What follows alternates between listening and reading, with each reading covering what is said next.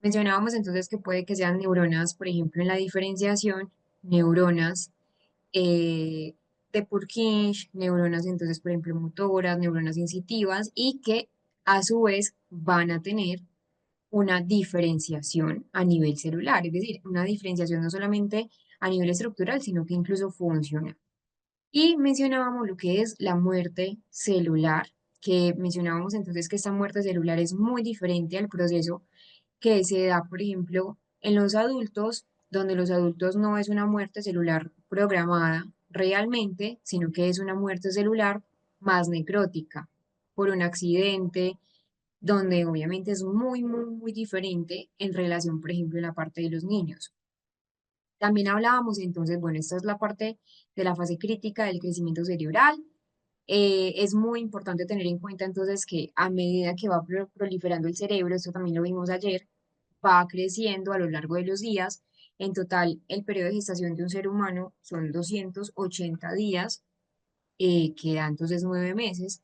Teníamos ese periodo de migración que también lo veíamos, donde muy posiblemente si no se dé un buen periodo de migración, resultaba entonces con ciertas lesiones, que son más en términos anatomopatológicos, es decir, es anatomía, pero desde una patología, donde hay polimicrogiria, que son giros y surcos aumentados en número, pero pequeños en tamaño, la poligiria, que es un aumento de giros y surcos muy aumentados, las heterotopías, donde también pueden haber entonces neuronas fuera del lugar que pertenecen y son entonces así en una vista de una tomografía, es un corte axial simple, donde miren, por ejemplo, acá que mostraba entonces la ausencia casi que completa de giros cerebrales, que es la lisencefalia. Acá es la paquigiria, de la que también hablábamos ayer. Veíamos también esta parte de lo que son la polimicrogiria. Miren que son muchos giros muy pequeños, pero mayor cantidad. Y acá lo que podemos entonces conocer como un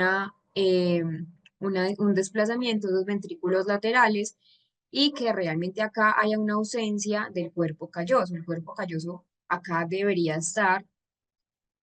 Voy a poner entonces el cursor en esta parte de acá.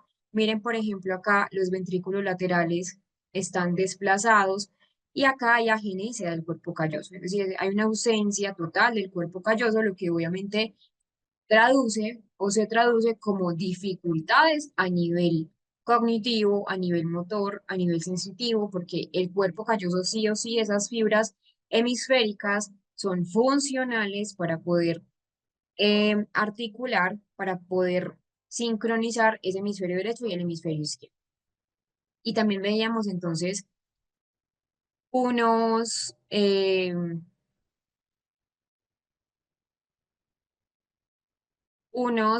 pues unas características, lo que son entonces la esquisencefalia, la lisencefalia, la poquigiria, la polimicrogiria que veíamos ayer. Y acá está entonces en el mes exacto donde pueden ocurrir. Mencionábamos esto entonces es el periodo de diferenciación celular y llegábamos al periodo de la muerte celular programada. Relatábamos algo muy importante y es que hay una activación de señales eléctricas, de señales químicas que conducen a que esa muerte celular ya sea programada, no es una muerte celular aislada, es decir, no es que se dé de manera, pues como por error, no, es algo que ya está controlado, es una muerte celular que es controlada, que ya está programada. La muerte celular entonces tiene dos formas diferentes. Una forma que es la muerte celular pasiva o que es una necrosis, donde hay entonces una involución, donde hay entonces una atrofia de esa parte celular, lo que produce, por ejemplo, una enfermedad, el envejecimiento, las células que mueren por una lesión, que son eliminadas, pero que realmente es necrótica, una muerte necrótica, diferente a la muerte celular, que es una muerte celular que es apoptósica, apoptosis, que también se llama entonces programada. Es un mecanismo que es simplemente eh, programado, es decir, es imprescindible para el sistema nervioso. Si las neuronas, por ejemplo, no mueren, hay muchas conexiones a nivel neuronal. Es decir, hay una conexión o habría una conexión tan excesiva que esas neuronas o esas sinapsis en las neuronas se enredarían. Lo que en muchos aspectos de lo que es esa parte pues de lo que ya hemos hablado en algunos casos, no a profundidad, pero sí lo hemos mencionado, es lo que es, por ejemplo, en el autismo, donde en el autismo hay entonces muy poca apoptosis, realmente no hay eliminación de sinapsis y hay un cerebro excesivamente interconectado. Lo que les mencionaba ayer con la poligiria, polimicrogiria, no es que a mayor surcos sea mucho mejor el resultado funcional del cerebro, no, al contrario. Lo mismo pasa acá, en esa apoptosis, si no se da de muerte celular programada, esa excesiva sinapsis de las neuronas que sobreviven y que no murieron, van a generar, obviamente, que ese sistema nervioso empiece a tener dificultades en las conexiones neuronales. Porque recordemos que esas neuronas, las que sobreviven, son neuronas necesarias. Neuronas que sobreviven porque tienen muy buenas conexiones. Entonces, miren, por ejemplo, acá, la apoptosis no solo permite el adecuado desarrollo de las estructuras corporales, obviamente corporales desde la estructura del sistema nervioso central, sino que facilita la eliminación de células que incluso son perjudiciales para esa parte del organismo del sistema nervioso central. Entonces, importante tener en cuenta que ese exceso, por ejemplo, de neuronas en esta muerte celular programada, realmente acá no hay un buen proceso de desarrollo, es decir, la apoptosis es importantísima en ese proceso embrionario, esa eliminación de células como aquellas que se encuentran en áreas pues, que no forman parte importante del sistema nervioso y nos permite tener un equilibrio a nivel celular. Hay defectos en la apoptosis, es decir, si esa apoptosis no funciona, si esa muerte celular programada no funciona, correctamente, esas células dañadas que sobreviven se pueden incluso multiplicar, recordemos que son mitóticas, lo que hace que contribuya a una enfermedad, por ejemplo, como una neoplasia cerebral, los cánceres cerebrales, pues en el sistema nervioso central. Entonces, sí o sí se debe dar una apoptosis. Cuando hay exceso de apoptosis, es decir, puede estar o por exceso o por defecto por poco o por mucho. Cuando hay exceso de apoptosis, por otro lado, diferente a esa parte de que no hay apoptosis, cuando hay defectos en esta parte, si la apoptosis ocurre de manera excesiva, puede causar enfermedades neurodegenerativas, obviamente más adelante cuando están más avanzadas, y se pierden demasiadas células cerebrales, lo que también no contribuye a un buen proceso de neurodesarrollo. En resumen, la apoptosis es un proceso vital que permite que ese cuerpo elimine células que son innecesarias, que están dañadas, que potencialmente son peligrosas porque, como les mencionaba, se pueden pues dividir, se pueden reproducir, lo que contribuye entonces a obviamente que esa parte del funcionamiento celular no sea saludable y no tengamos un neurodesarrollo adecuado, que es el fin último. Luego tenemos una fase sumamente crucial, que es la fase de la mielinización. ¿Qué es la mielina? Antes de entrar a esta fase de de la mielinización, es una sustancia lipídica que lo que hace es que permite una conducción nerviosa, nuestras neuronas se conectan a través de impulsos eléctricos, también algunos químicos, pero principalmente conducción nerviosa eléctrica. Y la mielina, esa vaina de mielina, esa sustancia lipídica, es lo que hace que sea mucho más rápido y perfecta la conexión entre una neurona con otra. Entonces, acá es importante tener en cuenta que, miren que ya hablamos nuevamente de lo que son las células gliales, en este caso específico, los oligodendrocitos. Allí es donde se produce esa parte de la mielina. Entonces, acá en esas células gliales, ya previamente para tener una adecuada fase de mielinización, esas células glías, que recordemos que son las ayudantes, o las células de soporte más bien es el término correcto de ese sistema nervioso central. Entonces, ellas se van a enrollar en torno al axón, esta parte que ustedes pueden ver acá, el axón lo enrollan, lo enrollan, lo enrollan, lo cubren y ellas se van a encargar de tener esta sustancia lipídica. Hay factores genéticos, como todo lo que hemos visto en el curso, factores ambientales, pero también factores nutricionales que juegan un papel fundamental en esta parte de la mielinización. Entonces, sí o sí debe dar esta parte de la mielinización. La fase de mielinización es un proceso donde esas células nerviosas en ese sistema nervioso central, pero también en el sistema periférico, desarrollan una capa, esa vaina que los recubre, los protege, es una sustancia, pues como les digo, es lipídica, es más o menos grasosa, que recubre esos axones de las neuronas. Esta capa actúa primero como un aislante, permitiendo que esos impulsos nerviosos se transmitan de manera más rápida y eficiente. La analogía que yo siempre hago acá es como si fuera, por ejemplo, una, un cable eléctrico, un cable de electricidad.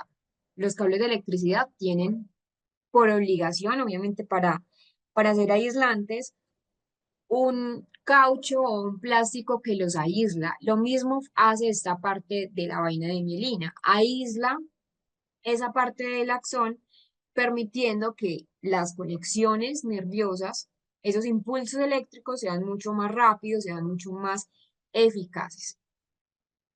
Hay unas fases de mielinización. ¿Cuáles son las fases de mielinización? Entonces, primero, entendemos que en ese desarrollo temprano, en el embarazo, esa mielinización comienza durante el periodo de embarazo. Pero es un proceso lento, es un proceso gradual, es un proceso que tiene paso a paso y que luego vamos pasando o vamos aumentando también en esa fase de mielinización.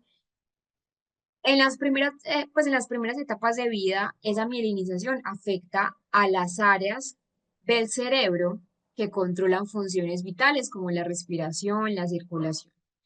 La mielinización ya en la infancia, porque hay varias etapas en la mielinización, de hecho, algo que se me olvidó mencionarles en el periodo de apoptosis es que en la apoptosis, en esa muerte celular programada, tenemos varias fases de apoptosis, es decir, hay varios momentos donde hay una muerte celular programada. Una es en la infancia, que era la que veíamos, y otro momento de apoptosis es en la adolescencia.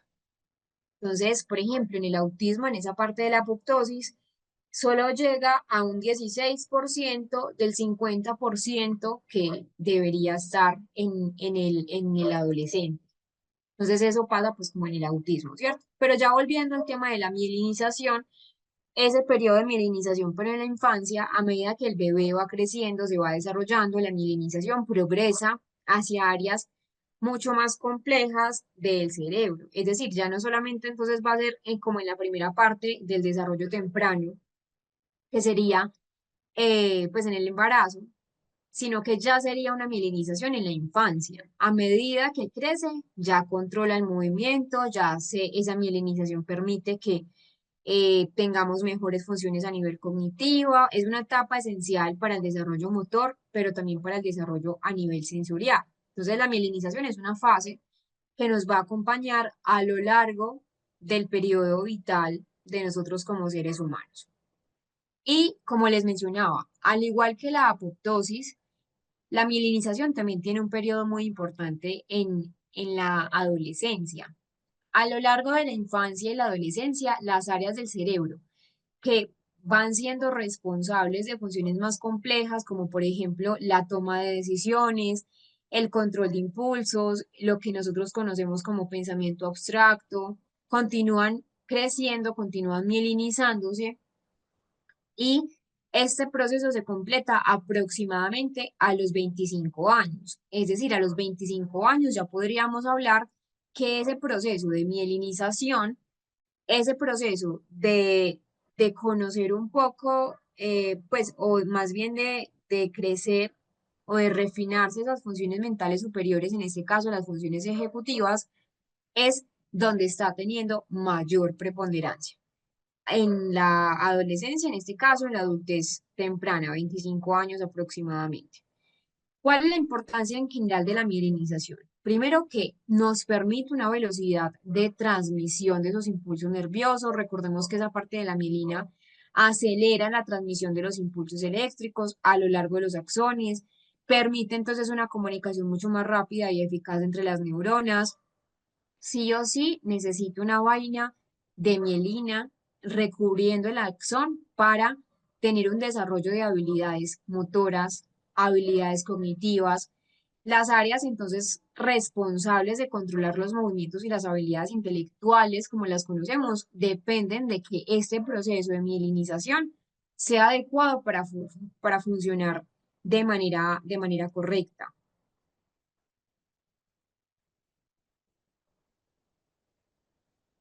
Y pues que si no hay un buen proceso en esta fase de mielinización, tenemos un factor importante acá y es que no va a haber una buena maduración del sistema nervioso. Es decir, a medida que avanza la mielinización, ese sistema nervioso sí o sí se tiene que volver mucho más eficaz, lo que va a facilitar el control de todas las funciones mentales superiores.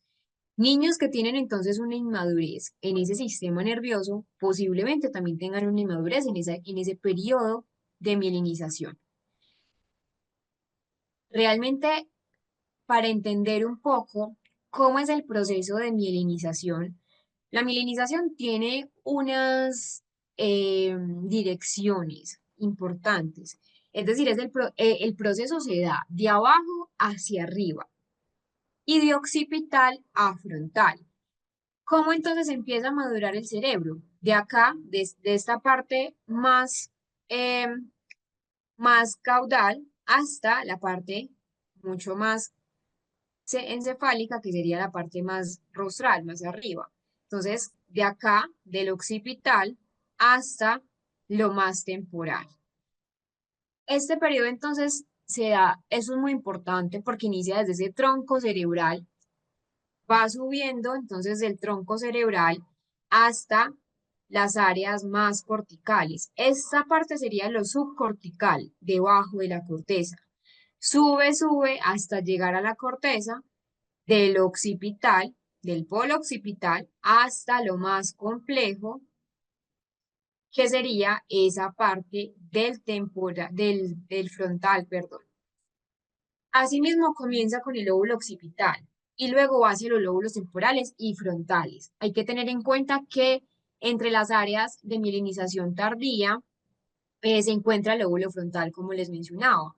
Y no solamente el área frontal o el lóbulo frontal, sino el área de asociativa, el área asociativa temporoparietal. Es un proceso que realmente el proceso se ve reflejado principalmente por el desarrollo cognitivo del niño. Desde el nacimiento ya se han desarrollado los reflejos más primitivos que se relacionan con áreas más subcorticales, áreas más primitivas.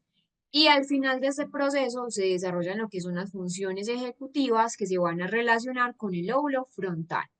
Entonces, acá es muy importante, ¿por qué? Porque nos explica cómo los niños van teniendo un proceso de aprendizaje. Es decir, los niños, por ejemplo, cuando son recién nacidos, tienen más uso de esta parte más subcortical, donde están los reflejos primitivos. ¿Cuáles son los reflejos primitivos? Obviamente hay bastantes, pero les voy a mencionar algunos. Está, por ejemplo, esa parte de lo que es el reflejo palmar, el reflejo plantar, el reflejo de succión, que son reflejos que a medida de que ese cerebro va aumentando en mielinización, tiene más conexiones nerviosas, es un cerebro que va a estar obviamente más preparado para otras funciones mentales mucho más complejas. En este caso, por ejemplo, los niños de 1 año o los niños de 6 meses no están preparados para tener un autocontrol, porque el autocontrol depende de áreas mucho más frontales, mucho más ejecutivas. Entonces, allí está la explicación de muchos comportamientos en los niños. Vamos a ver ese desarrollo del sistema nervioso a partir de este proceso de nacimiento. Recordemos entonces que lo que habíamos mencionado era principalmente el tema de, de lo que es la fase embrionaria, pues el periodo embrionario y el periodo fetal. Que recordemos que entonces antes de estos dos periodos había un periodo de embriogénesis, que como tal no se toma en cuenta como una fase, sino más bien como una prefase, previa al periodo embrionario y luego al periodo fetal. Entonces ya después de que el niño nace, es decir, a partir del nacimiento, ya tenemos otra formación importante. Para llevar a cabo las funciones mentales más delicadas, ese 92% de nuestra corteza cerebral está formada por 6 capas, que esas 6 capas realmente sería la parte del neocórtex, pero solamente un 8% de este proceso depende del paleocórtex. El paleocórtex es la fase o el ámbito pues como más antiguo de lo que es el proceso de funcionamiento cerebral. Vamos a ver entonces un pequeño resumen de cómo es el desarrollo cerebral en los niños, que es muy importante esas etapas.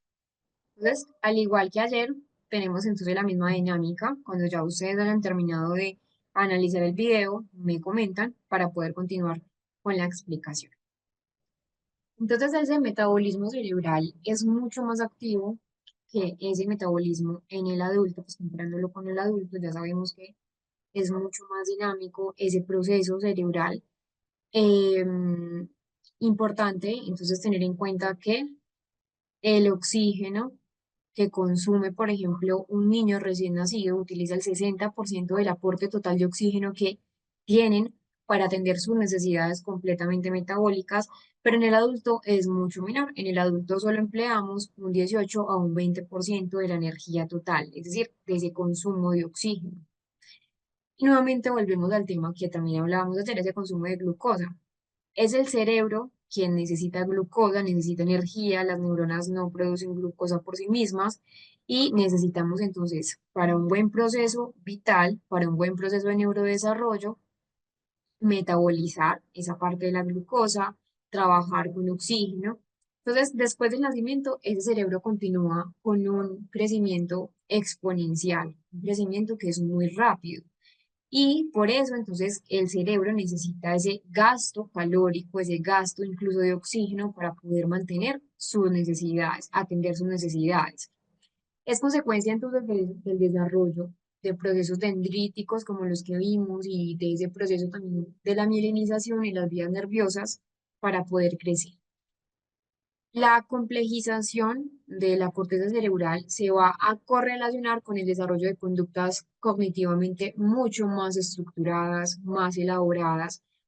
El inicio de la primera infancia, pues esa etapa comprendida entre el segundo mes y el sexto año de vida, esa primera infancia se va a caracterizar por una mayor elaboración de las conductas sensoriales, motoras, perceptuales, mayor mielinización en estas áreas y se observa un importante incremento en la capacidad de respuesta del niño ante los estímulos del medio ambiente. Entonces, ahí es donde está esa necesidad de estimular principalmente el cerebro del niño, porque está en un proceso entonces donde requiere de contacto con el medio ambiente, contacto con los estímulos, es decir, con la estimulación, para tener obviamente pues un mayor desarrollo de esas conexiones. A mayor estimulación, a mayor contacto de ese niño con el mundo que lo rodea, van a aumentar esas conexiones de áreas cerebrales en las áreas de asociación y en la corteza motora.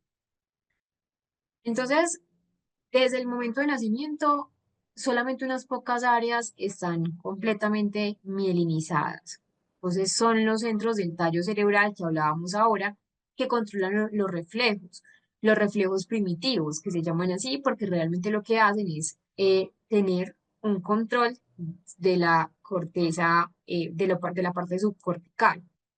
Y una vez que se vayan mielinizando esos axones, las neuronas van a tener un alcance funcional y van a poder integrarse en funciones mucho más completas, mucho más refinadas, mucho más complejas, como por ejemplo el reflejo de succión, luego se va a integrar de una manera mucho más amplia y va a llegar entonces por ejemplo, esa parte del habla. El reflejo de succión lo necesitamos para esa parte del lenguaje, sí o sí. El reflejo palmar lo necesitamos o más bien se integra pues, con funciones más como por ejemplo el agarre. Y realmente entonces tenemos que esos axones de las neuronas de los hemisferios cerebrales cumplen su mielinización particularmente tarde. En cuanto a esa parte de la evaluación neuropsicológica infantil, es fundamental entender que el desarrollo de las funciones cognitivas del niño son paralelas con la maduración cerebral. Es un proceso entonces que ocurre, como veíamos en la primera clase, en dos ejes, el eje vertical y el eje horizontal.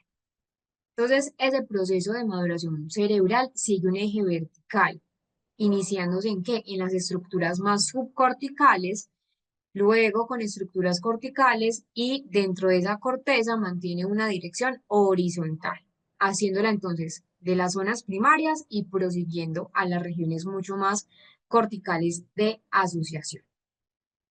Vamos a hablar de los principales hitos del neurodesarrollo hasta los 5 años. Realmente acá es importante hablar que hay cambios progresivos dentro del mismo hemisferio cerebral, es decir, y del año hasta los 5 años hay una maduración intrahemisférica sumamente importante y que va a marcar diferencias estructurales y funcionales entre los dos hemisferios cerebrales. Una maduración interhemisférica, ¿sí? Entonces, a medida que el cerebro madura, cada hemisferio se va asociando con funciones más específicas, que es lo que vamos a ampliar un poco más en el tema de asimetría cerebral, que es un tema sumamente importante, la asimetría cerebral, esa dominancia interhemisférica. Y, por ejemplo, un ejemplo, el hemisferio izquierdo se va haciendo cada vez más hábil en el reconocimiento de fonemas, mientras que el hemisferio derecho hace lo propio con la representación emocional de los sonidos, lo que sería la prosodia. Pero ojo acá, no quiere decir entonces que solamente el hemisferio izquierdo tenga una importancia en el lenguaje. No. En algunas personas, que de hecho es una mayoría de las personas, hay una representación hemisférica del lenguaje en el hemisferio izquierdo, pero no siempre va a ser así. Hay personas que tienen una representación hemisférica, incluso del derecho con el lenguaje, que son muy pocas, sí, pero que puede pasar también. Entonces, esa especialización hemisférica es una muestra de qué, de que el niño está madurando, de que esos hitos del desarrollo cerebral se están dando, se están conociendo. Esto no significa entonces que que la especialización hemisférica no esté presente desde el nacimiento.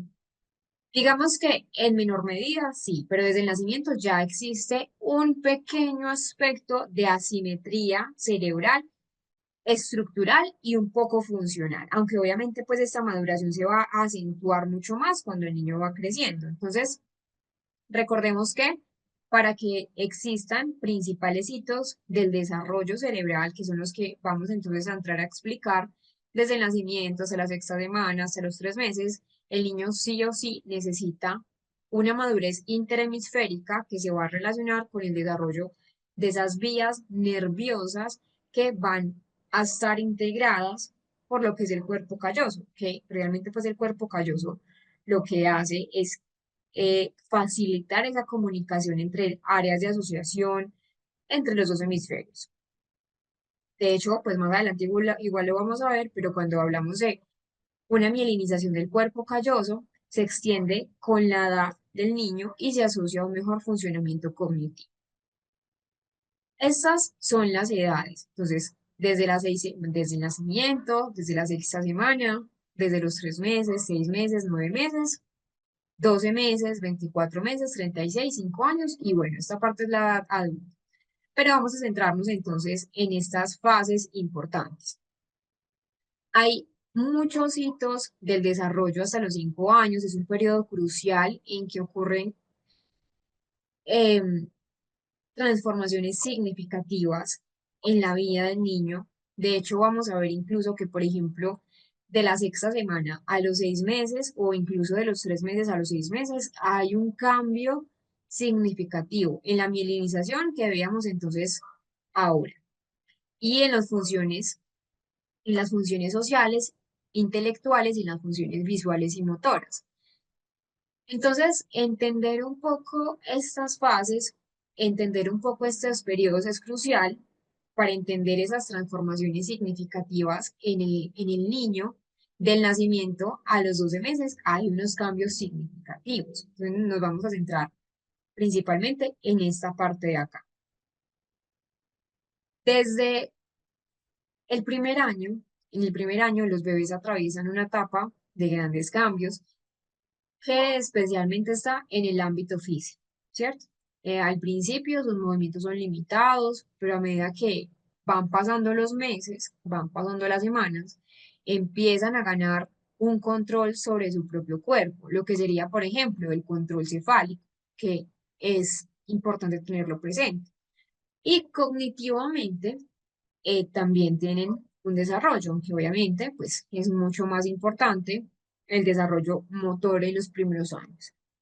En el desarrollo motor, a los 3 meses, un bebé puede levantar la cabeza y el pecho mientras está boca abajo, un control cefálico. Ya a los 6 meses, el niño se sienta solo con apoyo o debería sentarse solo con apoyo y ya hacia el final del primer año, ya se empiezan a ver cómo algunos comienzan a gatear, cómo empiezan a dar sus primeros pasos. Cognitivamente también hay unas muestras significativas de avance.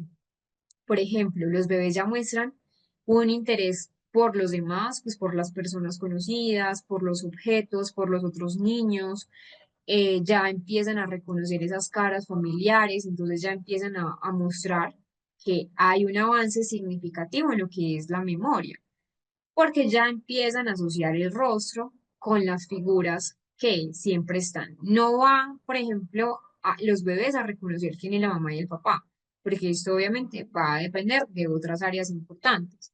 Pero sí, el niño ya empieza a mostrar reticencia de pronto a los extraños, porque ya reconoce caras familiares. Es un proceso cognitivamente que este es el comienzo de la construcción de su comprensión del mundo. Y en cuanto al lenguaje también, aunque los niños no hablan, pues los bebés no hablan, sí deberían empezar a emitir balbuceos, y sus expresiones faciales y sonidos les permiten también comunicarse de manera un poco más primitiva, pero igual permite la comunicación y comenzar a sonreír de manera social. La sonrisa social es sumamente fundamental en esta etapa, sobre todo en el periodo de las funciones sociales e intelectuales. Em, La parte social y emocional, entonces empiezan ya a desarrollar un vínculo fuerte con sus cuidadores, experimentan emociones como que son básicas, realmente como la felicidad, incluso la frustración o el miedo. Ya cuando empiezan a crecer, es decir, cuando ya es a partir de los 12 meses de edad, recuerden entonces, acá están las funciones motoras, funciones sociales y mielinización, lo mismo en este recuadro. Entonces, cuando ya el niño tiene eh, 12 meses, a los 24 meses, ya el niño está llegando al segundo año. Hay mucha mayor actividad, el niño es mucho más autónomo comparándolo con lo que era en edades anteriores, ya empieza a probar nuevos movimientos, a explorar muchísimo más con el entorno. Motoramente, el niño ya empieza a caminar por sí mismo, aunque inicialmente, obviamente, con cierta torpeza, con mucha dificultad, y a los 18 meses ya pueden correr de manera torpe, pero corre, y hacia los 2 años, por ejemplo, ya suben escaleras con ayuda pues de la baranda, de pasamanos, de la ayuda pues como de un adulto significativo. Eso en la parte motora. Ya son un poco más independientes, ya no necesitan todo el tiempo que los carguen o que los lleven de un lado a otro, pero con desplazamiento, pues con ayuda. Y en la parte cognitiva, el niño empieza a mostrar mucho más interés, mucho más curiosidad por los juguetes, lo que son bloques, pues pelotas, ya comienzan a reconocer incluso sus partes del cuerpo y también desarrollan una mayor curiosidad por lo que los rodea, por las formas, por los colores, por las demás personas también, incluso ya no solamente personas de su mismo círculo social, pues de sus cuidadores, sino que ya empiezan a mostrar un interés por los demás. El, El desarrollo, por ejemplo, del lenguaje ya empiezan a decir palabras simples y a usarlas, pues esas palabras simples que han aprendido para referirse a personas u objetos, pero no hablan con frases completas, es decir, no es un lenguaje como tal como el del adulto, sino que son frases telegráficas, ya sí usan algunas palabras para diferenciar las cosas o para nombrar ciertos objetos, pero no como tal, como un lenguaje avanzado.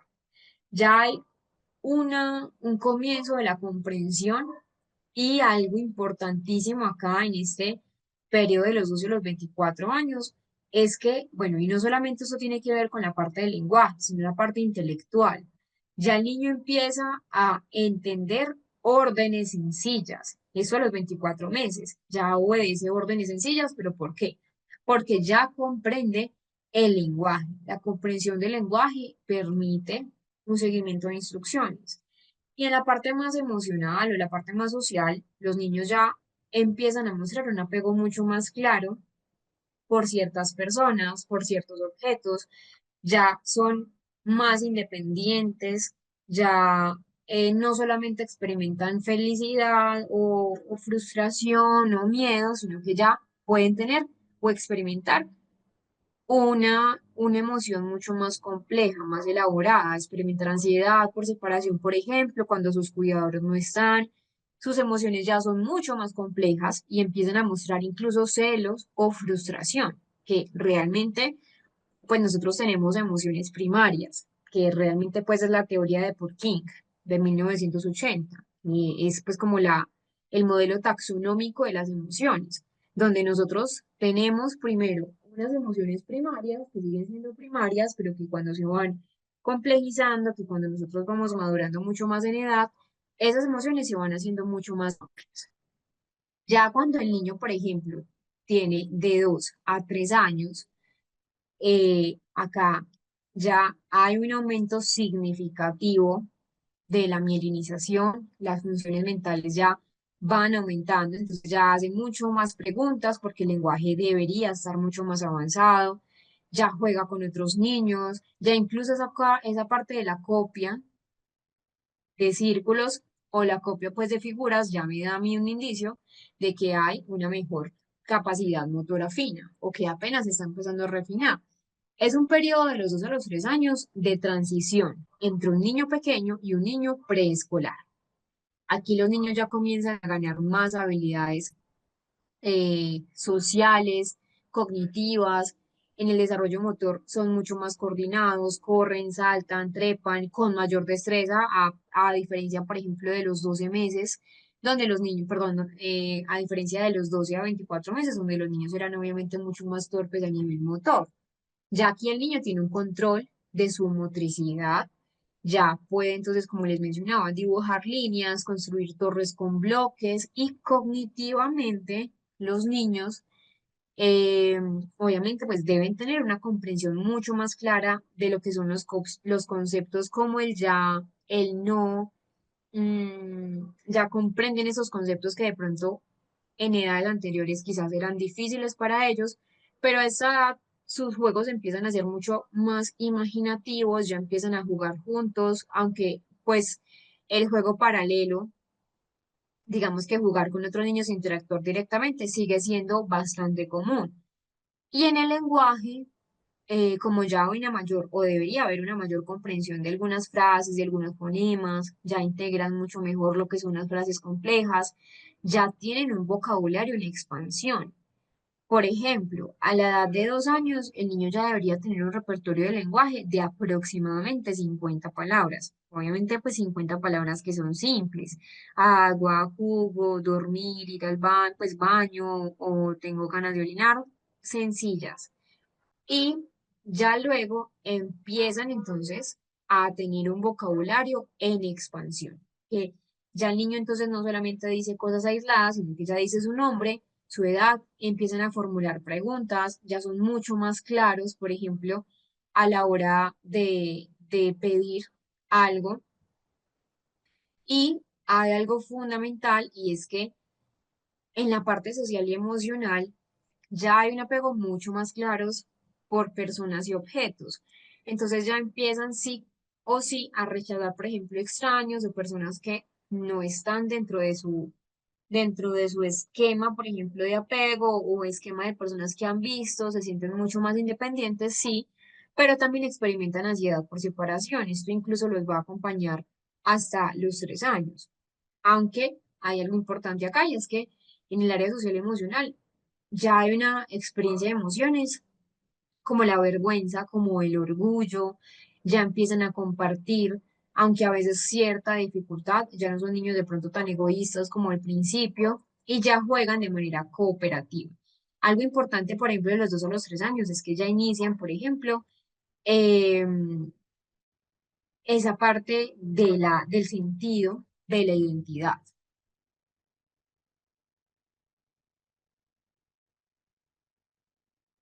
Em,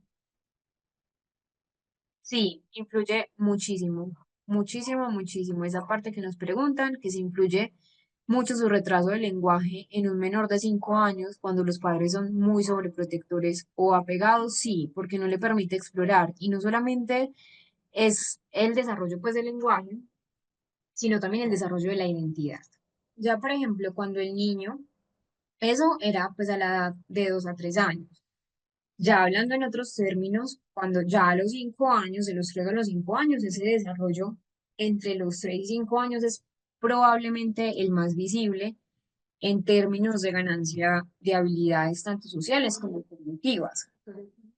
A nivel motor, motoramente, los niños ya deberían dominar habilidades más avanzadas, como montar una bicicleta sin rueditas auxiliares.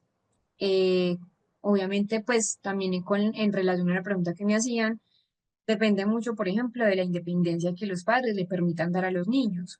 Entonces, esto de correr con velocidad, precisión, usar utensilios como las tijeras, también depende de la parte de los padres y esa estimulación.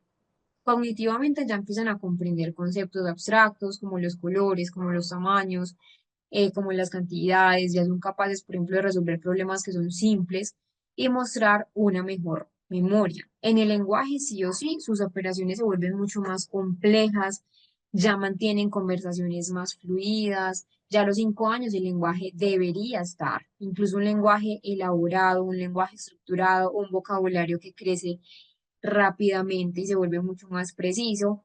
Pueden tener errores de algunos fonemas, por ejemplo, la R, la R, que es la más compleja y que es alrededor de los 7 años, donde se está refinando, pero a los 5 años el niño ya debería, por ejemplo, relatar lo que le sucedió o lo que le va a suceder a, pues sí, ya incluso usa tiempos, ya usa mañana, ya usa pasado mañana, ya dice ayer, no se confunde temporalmente, eso es muy importante y no solamente depende del lenguaje, sino también de esa maduración a nivel cognitivo.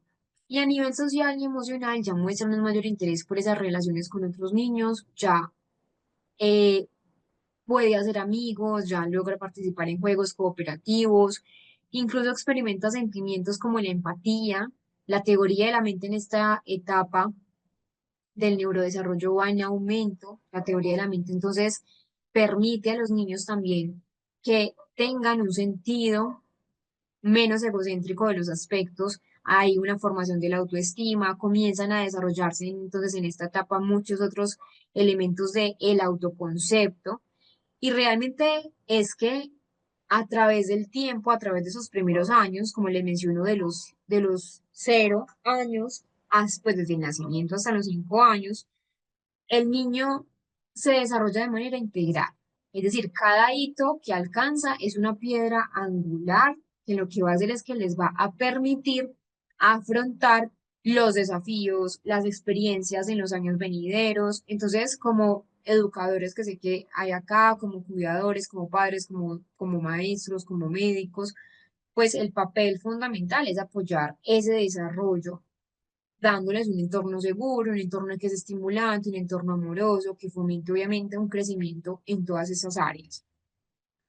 Y algo importante, pues antes de pasar a esta otra explicación, que realmente pues son los mismos parámetros, es decir, a los 15 meses, el desarrollo motor, el lenguaje, el desarrollo cognitivo, la conducta socioafectiva, de manera un poco más pues como estructurada, vamos a conocer lo que es la teoría de la mente.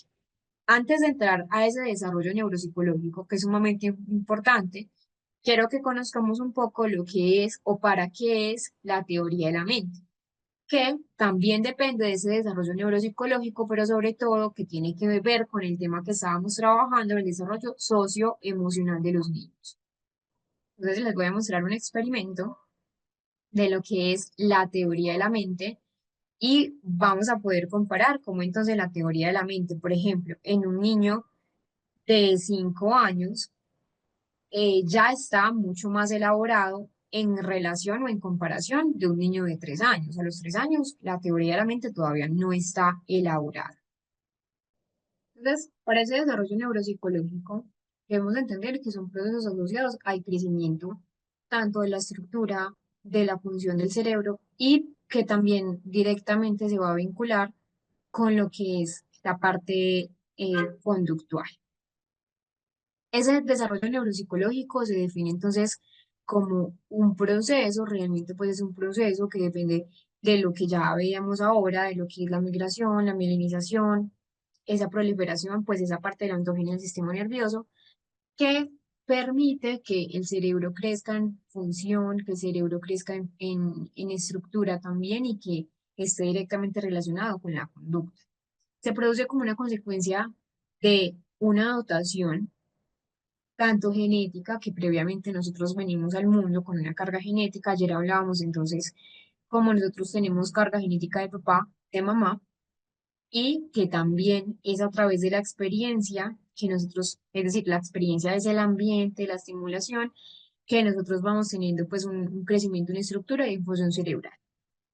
Entonces, esa interacción entre genética y ambiente, esa interacción que es la epigenética, que es pues la combinación de ambos aspectos, necesitan entonces importancia para poder generar ese desarrollo cerebral.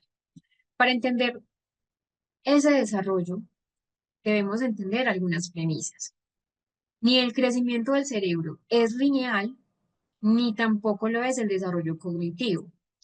Es decir, por un lado, el proceso madurativo que sigue el sistema nervioso ocurre en distintas fases, lo que ya mencionábamos entonces hace un rato, donde hay un crecimiento primero de lo subcortical a lo cortical, una parte entonces horizontal también que va desde el occipital hasta el frontal, es un proceso que sigue un sistema nervioso en diferentes fases, lo que hace que nosotros sepamos que no es un proceso unitario, no es un proceso igualitario en todas las partes a nivel cerebral.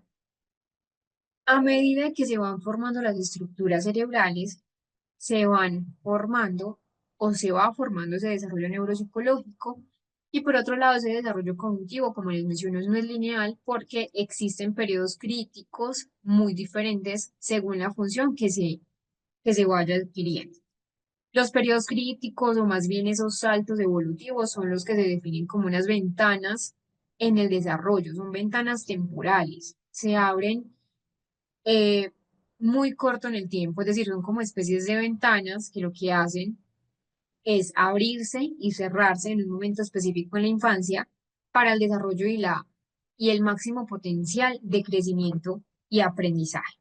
Entonces, la maduración cortical sigue una trayectoria temporal que, como les menciono, es muy diferente y eso es muy importante tenerlo presente. Aunque ese desarrollo o más bien aunque el desarrollo de una determinada estructura cerebral no asegure la adecuada adquisición de la función en dicha estructura, sí tenemos que tener en cuenta que los periodos de máxima adquisición cognitiva coinciden con los impulsos madurativos de ese sistema nervioso. Entonces, la maduración cortical, como les menciono, sigue trayectorias temporalmente diferentes. Por ejemplo, las áreas de asociación, esta parte de las áreas de asociación, lo que van a hacer es que van a madurar justo después de las regiones sensoriomotoras, por lo que, pues, esas áreas cerebrales sensoriales y motoras comienzan a madurar primero que el resto de las áreas cerebrales. Luego, esa maduración se da en áreas que están involucradas en la orientación espacial, en ese desarrollo del lenguaje y la atención. Por ejemplo, los lóbulos parietales, donde es importante tener en cuenta tanto inferiores como superiores, tienen en cuenta esa parte del desarrollo de la orientación espacial, del desarrollo del lenguaje, la atención, y por último van a madurar las áreas que están implicadas en las funciones ejecutivas, que cuáles serían, bueno, y no solamente las funciones ejecutivas, la atención, la coordinación motora, que están entonces ubicadas en esta zona, en la parte más frontal. Entonces, es importante tener en cuenta esta parte cortical que sigue unas trayectorias sumamente diferentes en lo que son los periodos del neurodesarrollo. Esa maduración cortical supone una conjunción, un conjunto de procesos que se dan simultáneamente para que tenga lugar adquisición de funciones mentales superiores. ¿Cuáles son los procesos principales? Realmente son los siguientes. Lo primero que ya vimos, la milenización, que pues no nos vamos a centrar acá, porque ya lo habíamos mencionado, que conoce, que empieza desde el periodo prenatal, que continúa desarrollándose a lo largo entonces de los primeros años, incluso que termina hasta ese periodo de mielinización, perdón, de adolescencia, preadolescencia y adultez temprana, que hay entonces una estructura fija que se va a mielinizar, también que hay un aumento de volumen cerebral, es decir, ese desarrollo neuronal tiene entonces un aumento del tamaño que va en aumento. Entonces, por ejemplo, al nacer el cerebro pesa aproximadamente 200 gramos. Ya al sexto mes por nacimiento pesa 700 gramos, a los 2 años 1100 gramos y cuando ya nosotros somos, por ejemplo, adultos, en torno a 1500 gramos. No quiere decir que es un niño, perdón, que es un adulto pesa 1450, está mal, o 1400, no. Esto depende pues de muchas características, del tamaño, del peso de la persona, también obviamente influye el sexo biológico entre hombres y mujeres. Entonces, el periodo comprendido entre el primer año y el sexto año de vida está caracterizado por una mayor producción de conductas sensoriales, de conductas motoras, que realmente acá ya hay un aumento de respuestas que da el niño ante los estímulos recibidos en el ambiente. Esas conductas están más correlacionadas con el aumento de conexiones entre diferentes regiones cerebrales. Ya se puede hablar que hay funciones cognitivas que están empezando a madurar. A los 2 años el cerebro muestra una maduración importantísima de las vías de asociación cortical que veíamos hace un rato, que ya van a empezar a coincidir con el desarrollo sensoriomotor, con el establecimiento de habilidades cognitivas más complejas y, por ejemplo, después de los 3 años, ya recuerden que se evidencia un desarrollo de esas conexiones sinápticas, ya hay habilidades mucho más avanzadas.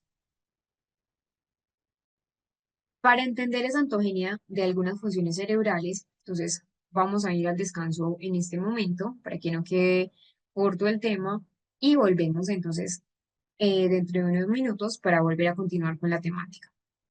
Entonces, en cuanto a esa parte de la ontogenia, de las funciones a nivel mental superior, es importante entonces también entender lo siguiente. Hay unas fases importantes, es decir, a medida que nosotros crecemos como consecuencia del asentamiento de esas bases neurológicas y de la interacción con el ambiente, se va a modificar nuestro sistema funcional. Entonces, hay factores que influyen en ese neurodesarrollo psicológico. Factores genéticos, entonces los genes influyen en la estructura, en ese funcionamiento del cerebro. Trastornos genéticos como el que vamos a ver, que son cromosómicos, pues como el síndrome de Down o el autismo, realmente ya se sabe que el autismo hay un factor muy relacionado con factores genéticos, van a tener un impacto significativo en el neurodesarrollo.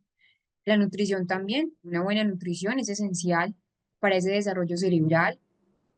Cuando hablamos entonces, por ejemplo, de una deficiencia de nutrientes claves como los ácidos grasos, el omega 3, el hierro, el yodo, pueden afectar ese desarrollo tanto cognitivo como motor. Y también tenemos el ambiente social y emocional, es decir, la cantidad de las relaciones familiares, las relaciones sociales, tienen un impacto, la calidad y la cantidad también tienen un impacto directo en ese desarrollo socioemocional del niño. Ese apoyo emocional, el apego seguro, un entorno estable también van a ser esenciales para un neurodesarrollo que sea saludable. Y lo que mencionábamos hace un rato también, lo que es la estimulación cognitiva, la estimulación física, una interacción del niño con el entorno, la estimulación entonces del lenguaje, el juego, las actividades cognitivas, las actividades también emocionales que se tengan. Y un factor negativo es, por ejemplo, el estrés crónico, la exposición a traumatismos o abusos, que de hecho el primer día entonces les mostré a ustedes cómo podría ser a nivel incluso del estrés crónico en los niños que están expuestos a factores negativos, cuando, por ejemplo, eh, dentro de esa parte del consumo de sustancias psicoactivas o el alcohol, dentro de ese periodo pues, de crecimiento fetal, van a influir en esa parte del retraso o alteraciones en las capacidades cognitivas. En cuanto a la parte de los trastornos del neurodesarrollo, que están asociados entonces, pues en general, debemos tener en cuenta que, por ejemplo, cuando el neurodesarrollo no sigue un curso típico, surgen algunos trastornos. Por ejemplo, el trastorno por déficit de atención y hiperactividad, pues que es el conocido TDAH, donde hay dificultades atencionales, impulsividad, hiperactividad, trastornos del espectro autista. Entonces, miren, por ejemplo, acá. Hay un componente que es el componente del control atencional, que es esa capacidad entonces de dirigir la atención de forma propositiva a estímulos que se consideren relevantes, pero inhibiendo o desvinculando los que no sean relevantes, los irrelevantes. Entonces, al noveno mes de vida ya hay unas respuestas automáticas ante estímulos ambientales. Al primer año ya comienza la inhibición de estímulos que ya son irrelevantes. Miren, por ejemplo, ya al año se muestra cómo hay mayor capacidad atencional. Obviamente, tiene una duración muy poca, aproximadamente de 2 a 5 minutos. Ya a los 3 años ya comienza la capacidad del niño para inhibir estímulos, aunque todavía se dan respuestas instintivas y al sexto año ya aparece la inhibición conductual, porque hay una mayor mielinización de lo que son los frontales. Y al noveno año de vida ya aparece la metacognición, esa capacidad del niño de saber si está prestando atención o no, si tiene buena capacidad, por ejemplo, en esa metaatención de saber si es un niño atento o quizás no. La fluidez verbal también tiene un aumento, esa es la capacidad entonces de producción de respuesta verbal. Obviamente también está mediada por la velocidad de procesamiento que tiene que ver con esa corteza prefrontal. Luego tenemos una flexibilidad cognitiva, que es esa capacidad para adecuar la respuesta a las exigencias de un contexto que puede ser cambiante, cambiar entre dos tareas. Por ejemplo, algo que pasa en el autismo es que no hay una muy buena capacidad, pues no hay flexibilidad cognitiva. Son niños rígidos, son niños con un pensamiento muy rígido, muy inflexible, donde realmente pues tienen un proceso de rigidez a nivel conductual y a nivel cognitivo, y al sexto séptimo mes, perdón, año, ya comienzan su desarrollo como tal. En la planificación y organización ya hay una capacidad, igual eso tiene que ver con la parte de la flexibilidad cognitiva y la planificación de las funciones ejecutivas como tal. Ya la planificación y organización a los 4 años comienza su desarrollo. De los 9 a los 3 años, 13 años, en ese rango de tiempo, ya se produce un avance gracias al desarrollo de la corteza, nuevamente prefrontal. Y acá en la categorización hay una capacidad para formular conceptos abstractos, para formar categorías semánticas. Debemos entender entonces que, por ejemplo, en ese concepto, de los 7 a los 10 años ya hay un periodo de máxima capacidad de adquisición. Y de los 10 a los 12 años hay un periodo meseta. Luego a los 13 años va de vuelta a ese periodo crítico. En general, esas etapas del neurodesarrollo son sumamente importantes. Sabemos entonces que empieza desde ese proceso de embarazo. Desde allí ya el cerebro continúa desarrollándose, continúa estableciendo conexiones neuronales, los factores genéticos, nutricionales y ambientales juegan un papel súper importante en la fase del desarrollo prenatal Y luego en esos primeros años de vida, el cerebro alcanza casi el 80% del tamaño de un adulto y un aumento considerable también en esa densidad sináptica. En esos primeros 3 años de vida, el cerebro experimenta una increíble cantidad de crecimiento, es exponencial. Ya habíamos mencionado nuevamente lo que es la plasticidad cerebral. El cerebro en los niños es extremadamente adaptable, por eso hay que aprovechar esos 3 primeros años de vida con experiencias, con estimulación, con el desarrollo y potencialización de habilidades que son fundamentales, como moverse, para caminar, para agarrar, para percibir el mundo con la vista y el oído, para poder comunicarse, formar vínculos emocionales, que sería el apego.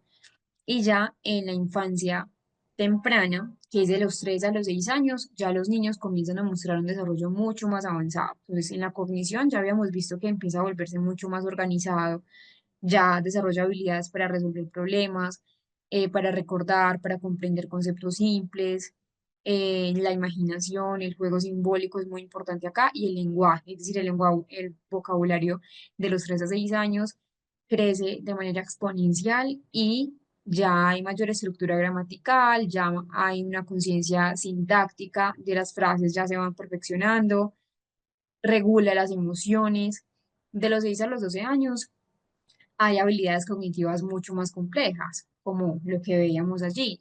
Hacer, por ejemplo, conceptos abstractos, hacer lo que son análisis lógico, la memoria de trabajo también va en aumento, la resolución de problemas se vuelve mucho más eficaz y la comunicación se vuelve más fluida, una comunicación mucho más compleja. Ya los niños a los 12 años deberían incluso elaborar preguntas complejas, metáforas, comprender los chistes, los conceptos mucho más avanzados, ya usan un lenguaje mucho más preciso.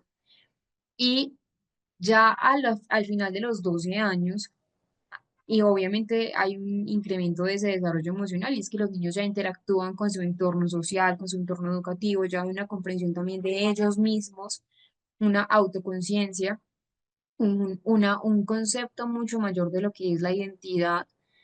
em, Hay una conciencia de sus propias emociones y también la de los demás. Lo que veíamos entonces antes del descanso, lo que es el concepto de la empatía. Y en la adolescencia, que va desde los 12 a los 18 años, 12 todavía podría ser considerada como preadolescente, acá en esa adolescencia es una etapa crítica en el neurodesarrollo.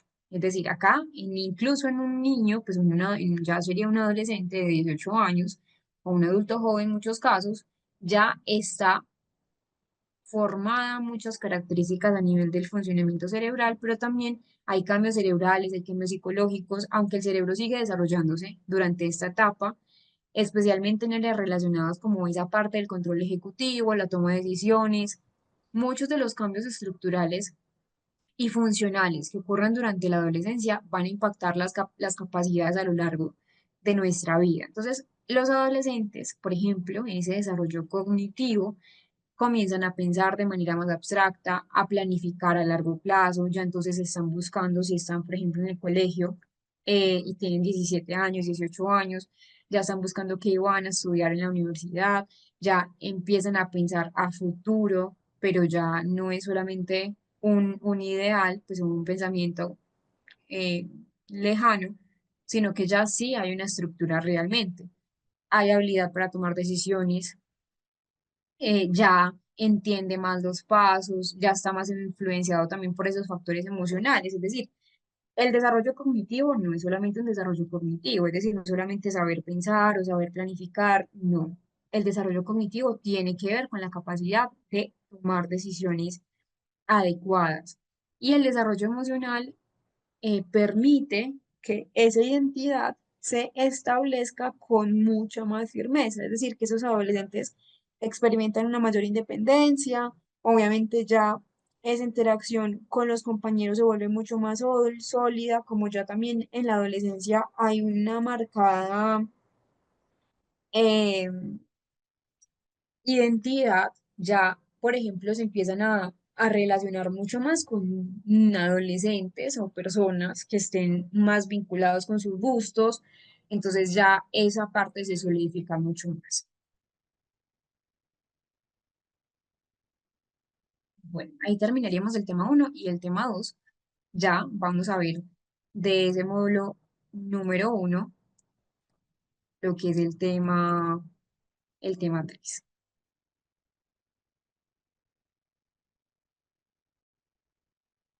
En el tema 3 vamos a trabajar lo que es la asimetría cerebral. Nosotros entonces tenemos unas zonas exteriores que son muy importantes en el cerebro, es el lóbulo parietal, el lóbulo occipital, el cerebelo, el lóbulo temporal, la corteza prefrontal, pues que hace parte de ese lóbulo frontal, la corteza motora, que hace parte también del frontal, la corteza somatosensorial, que hace parte del lóbulo parietal, pero también tenemos unas características muy importantes. Y es que estas cortezas, es decir, esas zonas exteriores más importantes, pero también lo interior, tiene que estar asimétrico. Es decir, este desarrollo de la simetría cerebral tiene que ver con qué, o más bien, ¿qué es la simetría cerebral? Es una característica que es natural, que el cerebro humano entonces tiene y lo que hace es que se refinen o que se diferencian esas funciones anatómicas entre los hemisferios cerebrales. Aunque el cerebro parece simétrico a simple vista, es decir, si tú coges un cerebro o miras un cerebro, el cerebro realmente a simple vista no tiene diferencias, pero sí realmente las tiene, tanto anatómicas como funcionales. El cerebro no es simétrico y esto es un hecho muy importante a tener en cuenta en ese proceso de neurodesarrollo. Ningún cerebro debe ser simétrico, no es como tal lo, lo natural. Entonces, esas especializaciones hemisféricas contribuyen a que el comportamiento, a que la cognición y que las emociones funcionen adecuadamente. Resulta entonces que teniendo en cuenta cada una de estas estructuras, lóbulo frontal, corteza somatosensorial, el lóbulo parietal, el occipital, etcétera, debemos tener muy presentes que eh, cada hemisferio tiene una especialización funcional. Por ejemplo, a nivel general, ese hemisferio izquierdo está asociado principalmente con el lenguaje, con el razonamiento lógico, con las habilidades matemáticas, con un análisis secuencial. Es el dominante en la mayoría de las personas diestras, en la mayoría. Es decir, no es porque alguien sea diestro, sí o sí, ya a nivel general va a tener una simetría en el lenguaje, en el hemisferio izquierdo. No, esto depende de muchas características. De hecho, pues hay varios tests para mirar si una persona tiene una dominancia hemisférica del lenguaje en el izquierdo o no. Que en la mayoría aparece en el izquierdo, en la mayoría de personas diestras, sí, pero no es, digamos, algo general. Eso es importante tenerlo presente, no es que todos. En el hemisferio derecho se va a relacionar más con la percepción espacial, la creatividad, el reconocimiento de caras, la interpretación de emociones, las habilidades artísticas. No quiere decir entonces que porque el hemisferio izquierdo está asociado principalmente con el lenguaje y el razonamiento lógico, el hemisferio derecho no va a tener participación. Claro que tiene participación. En menor medida, sí, pero la tiene. Y esas conexiones interhemisféricas es lo que posibilita que tanto hemisferio derecho como hemisferio izquierdo puedan trabajar mancomunadamente. Entonces, ahí es donde tiene un papel súper importante el cuerpo calloso. El cuerpo calloso es un gran haz de fibras nerviosas que conectan ambos hemisferios y que permite esa comunicación entre ellos, que los integra, que permite que realmente esas funciones sean mucho más especializadas. Y también hay que tener en cuenta que hay diferencias anatómicas, no solamente funcionales, sino que nosotros tenemos, por ejemplo, el área de Broca que está relacionado con el lenguaje, un lenguaje mucho más articulado, es generalmente más desarrollada en el hemisferio izquierdo en personas diestras. Más desarrollada, no es que no exista en el otro hemisferio, sí, pero está más desarrollada en el izquierdo. Y en el plano temporal está involucrado más un procesamiento auditivo que suele ser mucho más grande en el hemisferio izquierdo. En cuanto a la simetría, realmente es uno de los conceptos más importantes de lo que es el término neuropsicológico. La simetría cerebral es lo que realmente nos permite entender, por ejemplo, los diagnósticos, cómo es el procesamiento cognitivo, permite obviamente entender que cada hemisferio se especializa en tareas específicas, y hay factores sí o sí que van a influir, que ya los hemos trabajado. Los factores genéticos influyen en la lateralización del cerebro, como la dominancia de la mano, si es una persona diestra, si es una persona zurda. eh, no hay ambidiestros, esto no existe, es decir, pues sí existe, pero es una inmadurez neurológica, es decir, no hay una lateralización, entonces es una inmadurez. Una persona debe ser o diestra o zurda. En un niño no, digamos de 12 años, no debería haber un ambidiestrismo, ya se relaciona con un factor inmaduro. Diferente es si somos adultos y queremos aprender a escribir con la mano derecha si somos zurdos o viceversa, pero no sería una persona ambidiestra, sería igual una persona con lateralización de un hemisferio, pero que quiso dominar, digamos, el otro, aunque no lo hace de la misma manera que el principal. También entonces hay factores ambientales, lo cultural, lo educativo, la experiencia también afecta a la especialización hemisférica y ese desarrollo cerebral, es decir, la lateralización se desarrolla progresivamente durante la infancia y puede variar entre personas.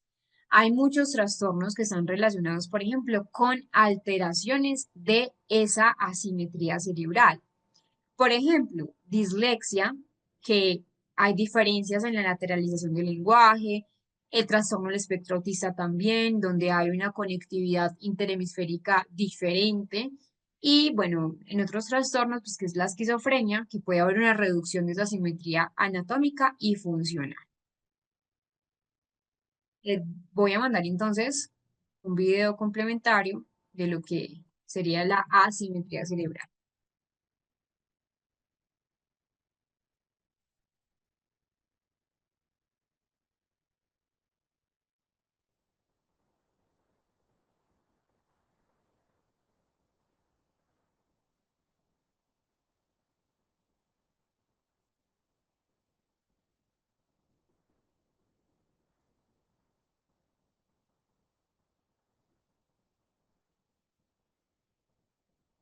Se los voy a compartir y ya ustedes en sus casas complementan entonces esta parte del, del proceso.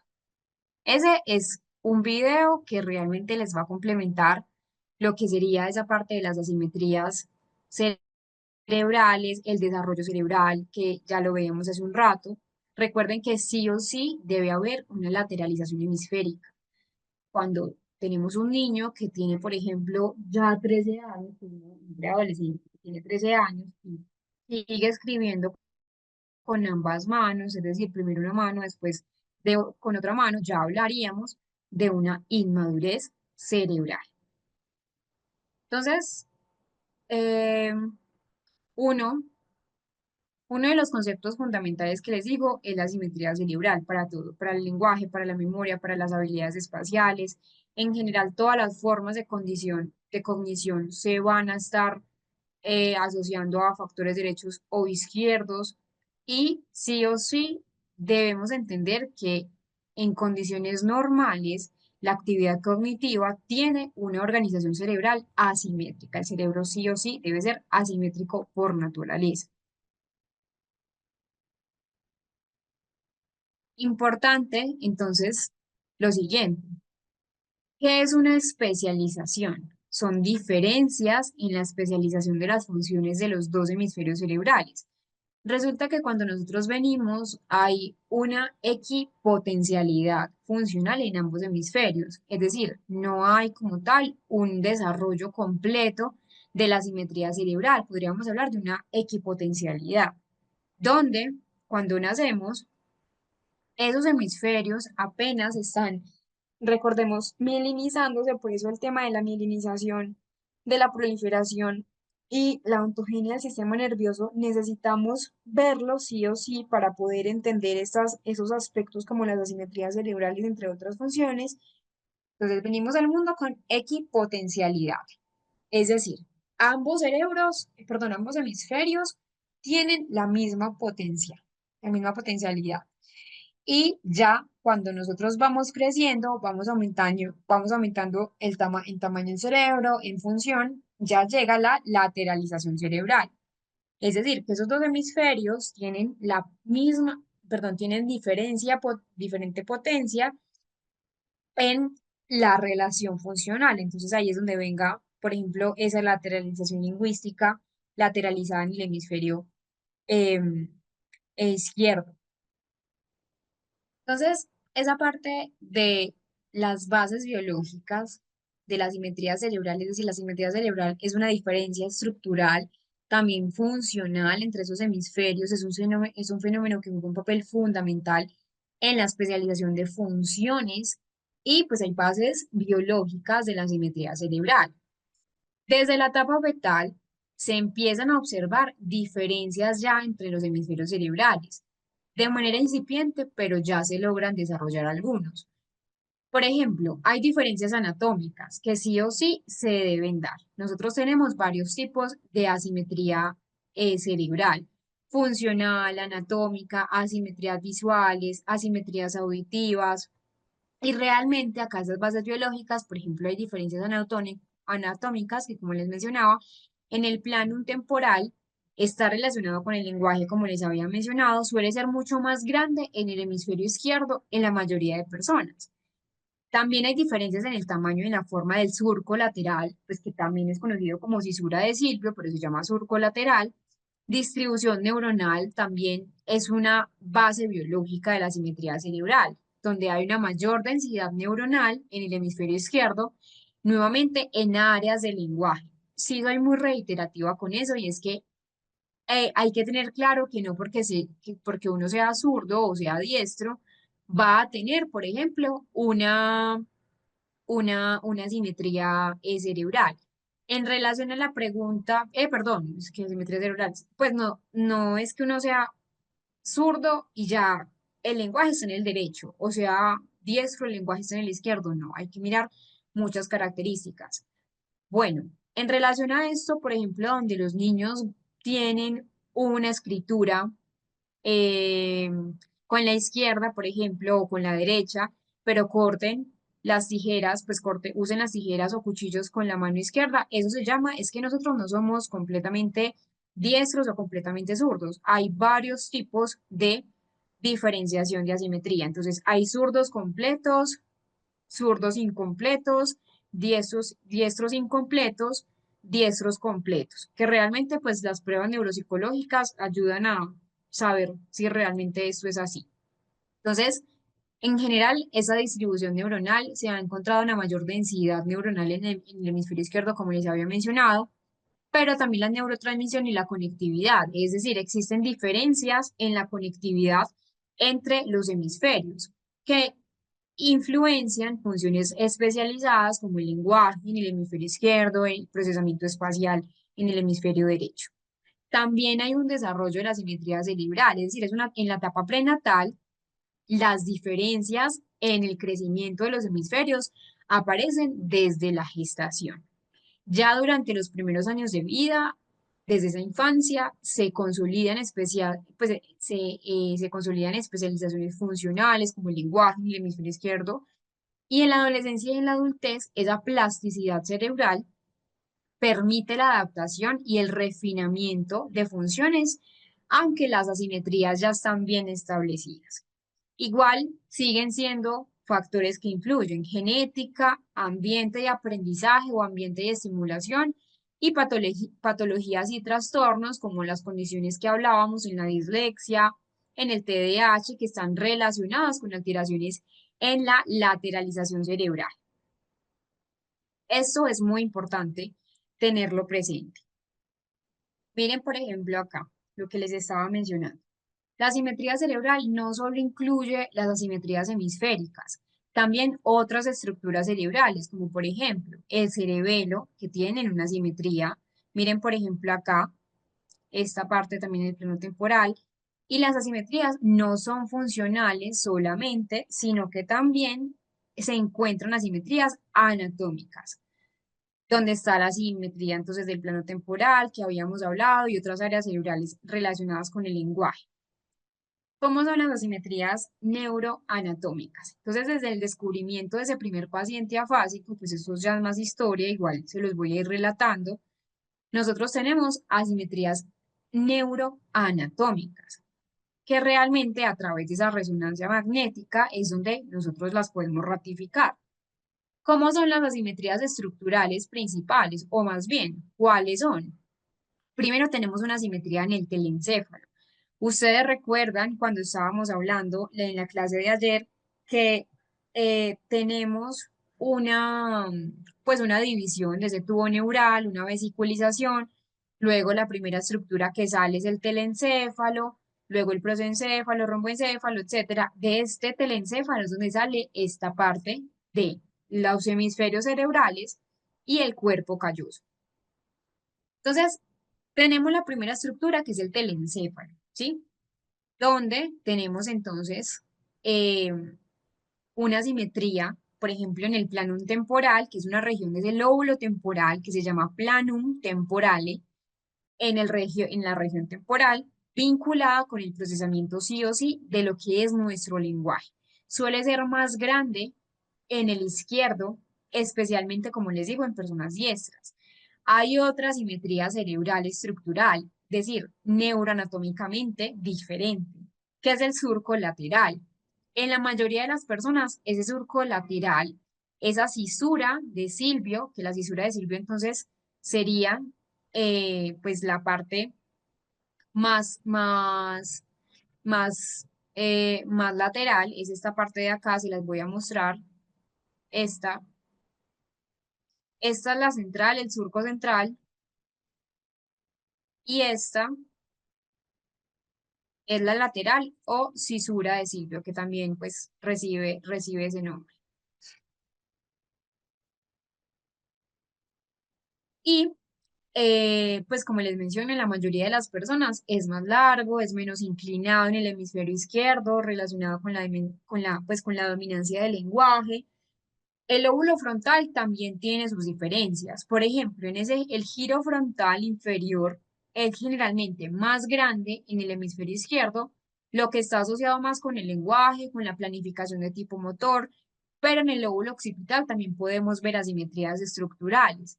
Suele ser más grande en el hemisferio derecho, lo que favorece un mejor procesamiento a nivel visoespacial. Tenemos otra simetría importantísima y es la simetría en el cuerpo calloso. ¿Qué hace el cuerpo calloso? Es el gran mediador por excelencia. Trabaja o trata de unir cerebro izquierdo perdón, hemisferio derecho con hemisferio izquierdo.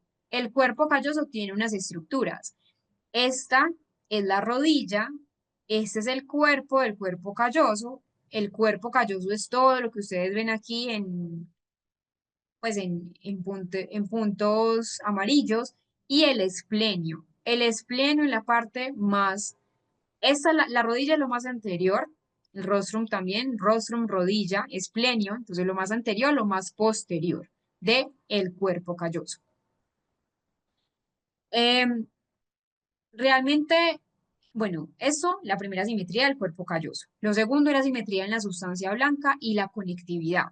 Esa simetría del cuerpo calloso, recuerden que es muy importante porque el cuerpo calloso hace que ambos hemisferios se conecten, que hay presenta o que presenta diferencias en grosor, en estructura, que influyen en la comunicación interhemisférica, pero también esa simetría en la sustancia blanca y la conectividad. La organización de esa sustancia blanca, ¿cómo se organiza esa sustancia blanca? Esta es la sustancia gris y esta es la sustancia blanca. Esta parte más clara es la sustancia blanca y esto más gris o más oscuro es la sustancia gris. Entonces, la sustancia blanca tiene conectividad, varía entre los hemisferios, lo que va a afectar la velocidad de procesamiento, la especialización de ciertas funciones. Importante entonces tener en cuenta, acá les pongo un resumen de lo que acabé de decir, de la simetría anatómica cerebral, que realmente se correlaciona con una superioridad lingüística, especialmente en el hemisferio izquierdo y derecho. Vamos a hablar de algo sumamente importante y es el desarrollo del cuerpo calloso. El cuerpo calloso que acabamos de ver, que también entonces son fibras comisurales que conectan hemisferio derecho con hemisferio izquierdo. Como ya vimos, el cuerpo calloso son estas estructuras, lo más anterior, lo más posterior. Ese cuerpo calloso tiene una conectividad interhemisférica, permite que esos dos hemisferios colaboren en tareas complejas, que tengan una integración sensorial, el movimiento coordinado, el procesamiento emocional y su desarrollo es esencial para la sincronización de funciones especializadas de cada hemisferio. Hay algo importante y es la distribución de tareas. Es decir, ese cuerpo calloso asegura que las tareas cognitivas y motoras no se dupliquen innecesariamente. No es que el hemisferio izquierdo trabaje para el lenguaje y a su vez el hemisferio derecho. No, hace que se trabajen, pues hace que trabajen de manera mancomunada. Si no tuviéramos cuerpo calloso, esas tareas se duplicarían y sería todo un caos. Lo que mejora obviamente pues esa eficiencia del procesamiento cerebral. Hay algo importante en el cuerpo calloso y es la maduración durante ese proceso de desarrollo. Ese cuerpo calloso se va a desarrollar principalmente durante la infancia y la adolescencia. Recordemos el tema que veíamos de la mielinización. Van a ver que a lo largo de la naturaleza del curso vamos a hablar siempre de mielinización. Esa mielinización hace que se mejore la transmisión de señales que continúan hasta los 20, 30 años aproximadamente. Entonces, así sería, nuevamente, ya vimos esta parte, esta es la rodilla, el cuerpo y el esplenio.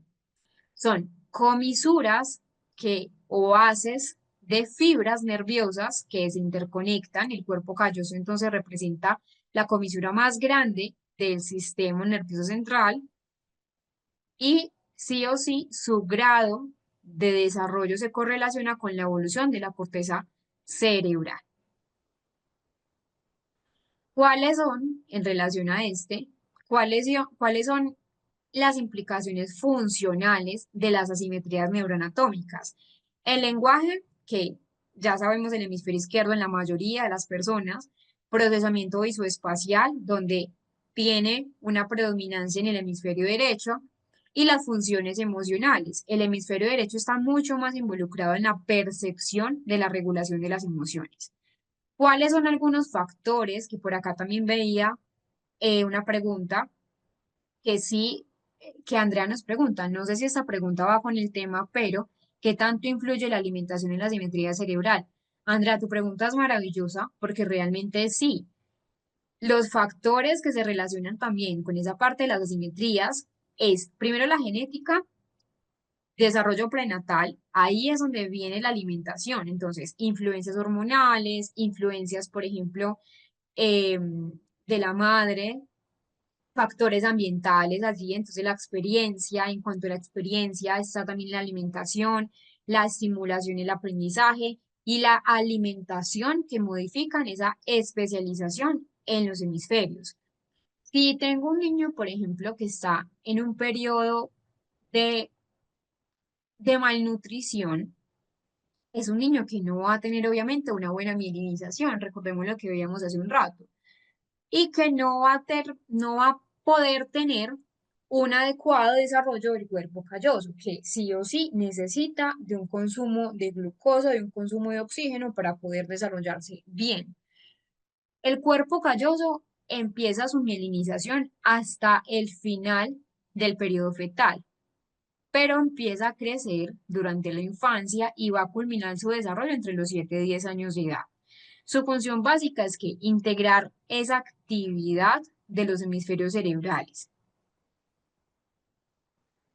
Resulta que hay algo que es el síndrome de desconexión interhemisférica, que realmente también es conocido como el síndrome de Sperry, que es el síndrome también conocido como el síndrome del cerebro dividido. Acá, en este síndrome de desconexión hemisférica, tenemos entonces varias características. Por ejemplo, en la izquierda, hemianomia visual, en la derecha, hemiacopia, ya se las voy a explicar. Resulta que Ese síndrome del cerebro dividido, o más bien conocido también como síndrome de Sperry, es una serie, o más bien son alteraciones en las funciones visoperceptuales, táctiles, auditivas, lingüísticas, que lo que hacen es que demuestran claramente que sí o sí nosotros tenemos una especialización de funciones en cada uno del hemisferio.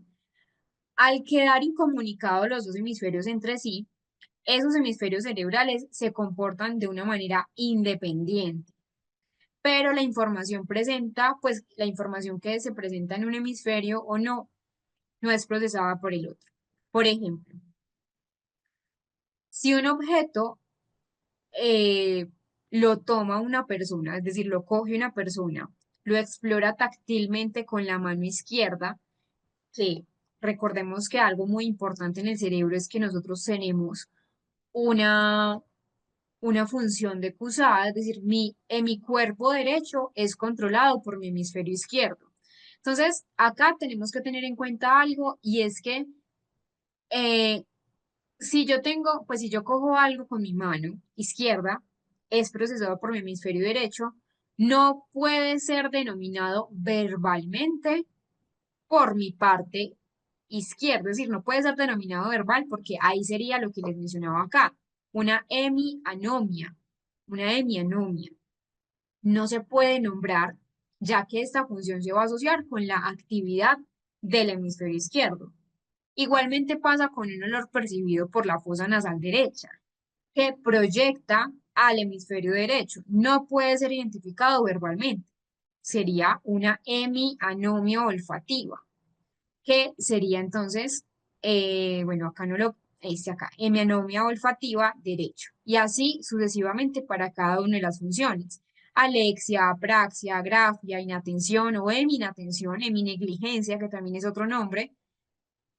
Y acá entonces tenemos el síndrome del cerebro dividido. Hay muchos experimentos de Sperry, que por eso se llama Sperry, porque de ahí sale pues el nombre, donde empieza a realizar pruebas con pacientes que habían sufrido una callosotomía. Empezó a demostrar entonces cómo hay una dominancia hemisférica, cómo un campo visual es tan importante. Volviendo al tema del síndrome de la desconexión, ¿qué es lo que causa el síndrome de desconexión? O más bien, como también se conoce, el síndrome de, de Sperry, porque pues fue quien hizo ese experimento. Lo primero puede ser, bueno, y pueden ser varias lesiones, ¿cierto? Es decir, es una pérdida de la conectividad anatómica funcional entre ambos hemisferios como una consecuencia de lesión en las comisuras interhemisféricas, especialmente, como les dijo, el cuerpo calloso. Puede ser una lesión que va a ir desde lo congénito, una lesión congénita o una lesión adquirida de las comisuras. Y ambas, tanto congénita como comisurales, tiene consecuencias variables sobre esos procesos a nivel mental superior. La misión del cuerpo calloso ya la sabemos. La palabra más importante del cuerpo calloso o el sinónimo del cuerpo calloso es sincronizar. Lo que hace, por ejemplo, una desconexión congénita es una agenesia del cuerpo calloso. Es decir, no hay un cuerpo calloso. Y una desconexión adquirida es una comisurotomía. Es decir, mediante una neurocirugía donde hacen entonces un cerebro escindido, provoca una desconexión entre ambos hemisferios. En general, las causas, por ejemplo, de la callosotomía es un proceso quirúrgico, un procedimiento quirúrgico para tratar, por ejemplo, las epilepsias, que son epilepsias de tipo refractario, es decir, que refractan esos medicamentos, que los medicamentos allí no tienen eh, como un proceso relevante, es decir, los medicamentos no hacen nada, entonces lo que hacen es entrar al tema de la comisurotomía o que también se llama pues una callosotomía. Lo estirpan, lo quitan. También en accidentes cerebrovasculares, que puede dañar el cuerpo calloso o esas conexiones interhemisféricas, los traumatismos craneoencefálicos que afectan esa sustancia blanca que veíamos ahora, que hace que generen una desconexión entre ambos hemisferios. Las neoplasias cerebrales, esos tumores cerebrales que pueden ser benignos o malignos, pero siguen siendo neoplasias, que comprimen o dañan el cuerpo calloso. Y hay otras enfermedades, que es como la esclerosis múltiple, donde afecta la conectividad interhemisférica. Cuando hablamos de esa agenesia del cuerpo calloso, recordemos que es muy diferente. Algo adquirido, como lo que les acabo de mencionar. Todos los que les mencioné son adquiridos. Accidente cerebrovascular, callosotomía o comisurotomía, TEC, pero también hay una desconexión congénita, que sería la agenesia del cuerpo calloso como tal. ¿Cuáles son las características clínicas del cuerpo calloso? Realmente acá, el cuerpo calloso, esto en cuanto a las características clínicas, pues de ese síndrome de Sperry se va a caracterizar principalmente porque los hemisferios cerebrales no están relacionados. Hay dificultades en esa transferencia de la información. Entonces, por ejemplo, un estímulo presentado en el campo visual izquierdo, procesado en el derecho, no puede ser verbalizado, que eso fue lo que veíamos hace un rato. Y algo importante es que sí o sí necesitan tratamiento y necesitan rehabilitación.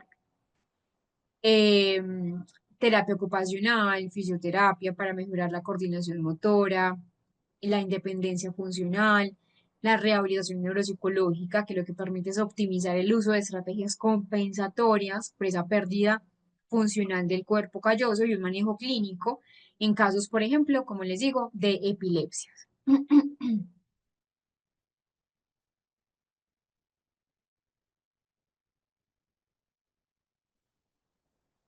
Entonces, ya sabemos que sí o sí necesitamos entender que ese cerebro dividido o pacientes con el cerebro dividido, cada hemisferio actúa de manera independiente, como si fueran dos mentes separadas, por decirlo de alguna manera muy analógica.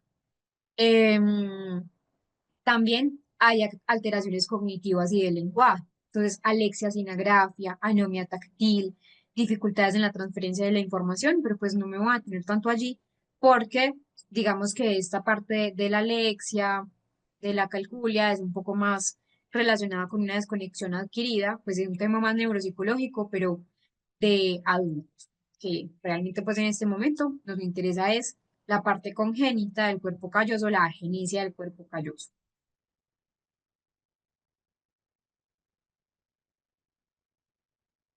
Entonces, ya sabemos lo que es el cuerpo calloso, que realmente acá eh, una anomalía congénita es el cuerpo calloso con agenesia, donde se produce durante esas primeras semanas de embarazo antes de que esa estructura esté completamente formada, alrededor de la 18ª, 20ª semana de gestación, donde realmente acá pues no hay como tal una conexión. Miren, por ejemplo, acá. Esta imagen, acá vemos una imagen con agenesia del cuerpo calloso. Miren, por ejemplo, acá, comparando la imagen A. Acá es una representación esquemática donde están las fibras del cuerpo calloso normales, donde se extienden en ambos hemisferios, conectan ambos hemisferios de manera ideal, atraviesa toda esta línea media que divide el cerebro en derecho e izquierdo, y tenemos acá otra imagen que nos representa agenesia del cuerpo calloso. Es decir, acá un hemisferio cerebral no se puede comunicar con el otro, es como si acá hubiese algo que los divide, que de hecho es la línea media cerebral, donde realmente acá la comunicación ni siquiera está. No es que se va interrumpida la comunicación, ni siquiera existe la comunicación porque no se pueden comunicar a través interhemisférico porque recordemos que no está el cuerpo calloso. Otra imagen, entonces miren acá, una disgenesia del cuerpo calloso, es decir, está mal desarrollado, ha quedado reducido a una delgada lámina. Miren que no está el esplenio, no está la rodilla, no está ni siquiera el cuerpo calloso, es decir, es muy poco. Y luego acá tenemos otra imagen donde realmente acá es una disgenesia del cuerpo calloso derecho, derecho e izquierdo, donde están los ventrículos laterales.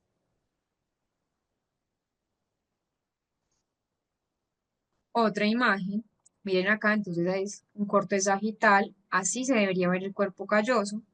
Entonces, la porción más anterior, la porción más posterior, en lo posterior está el esplenio, el cuerpo calloso, la rodilla. Y miren, por ejemplo, acá, es un cerebro con agenesia del cuerpo calloso. Miren que incluso acá, en este corte sagital, vemos que pues en esta imagen radiológica no hay agenesia del cuerpo calloso, ni siquiera se ve el cuerpo calloso, es decir, es un cerebro completamente dividido. Lo mismo acá. Miren entonces rodillas, plenio, cuerpo del cuerpo calloso, en un cerebro típico de un niño, pero miren en esta imagen radiológica donde ni siquiera hay una formación, solamente está el esplenio, que se puede ver un poco el esplenio, pero no está como tal el cuerpo calloso. Vamos entonces a dejar hasta, hasta acá, que ya son las 12 del mediodía, hora colombiana. Recuerden que nosotros tenemos clase el lunes, mañana no tenemos clase, para que entonces estén muy conectados. El lunes sí es en las horas de la tarde, a las 6:15 hora Colombia, para que entonces lo tengan muy presente. Nos veremos entonces ese día y espero que estén muy bien.